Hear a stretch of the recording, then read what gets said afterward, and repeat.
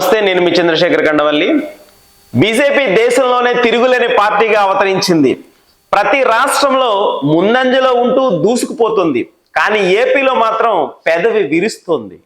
జగన్ ప్రతిపక్షంలోనే ఉండేలా చూస్తాం, మళ్ళీ కూటమే విజయం సాధిస్తుంది అని వరుసగా డైలాగులు చెబుతున్నారు తప్ప మా బీజేపీ పార్టీ ఏపీలో అధికారంలోనికి వస్తామని మాత్రం ఎందుకు చెప్పట్లేదని ఆలోచిస్తే ఇందులో రాజకీయ లౌక్యం ఉందని విశ్లేషకులు చెబుతున్నారు.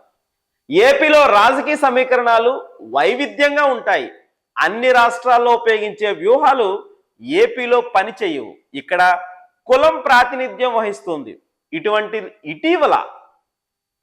ఇటీవల సీఎం చంద్రబాబు నాయుడు గారు పవన్ కళ్యాణ్ గారితో జత కట్టడం రెండు కులాలను ఏకం చేసి గెలిచే సంగతి తెలిసిందే. అందుకే బీజేపీ విడిగా పోటీ చేస్తే రాజకీయ దశగా ఎలా ఉంటుందో అన్న బెంగతో ఏపీలో ఆచి తూచి అడుగులు వేస్తుంది. కానీ ఇలా ఒకరి మీద ఆధారపడి ఎన్నాళ్ళు మనం ఉనికిని చాటుకోవాలి అని బీజేపీ కార్యకర్తల నుంచి ప్రశ్నలు వస్తున్నాయి. నాయకులు పార్టీని అధికారంలోనికి తీసుకుని రావాలని గట్టిగా తలంచుకోవాలి. ఇలా పొత్తులతో కొన్ని సీట్లు తీసుకుని తాము అధికారంలోనికి వస్తే చాలు అనుకుంటే ఏపీలో బీజేపీ కదా ఇలానే ఉంటుంది అంటున్నారు.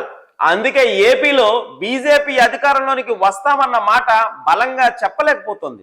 కాబట్టి బీజేపీ ఏపీలో అధికారంలోనికి రావాలంటే బీజేపీ నాయకత్వంలోని భావజాలం తప్పకుండా మారాలి.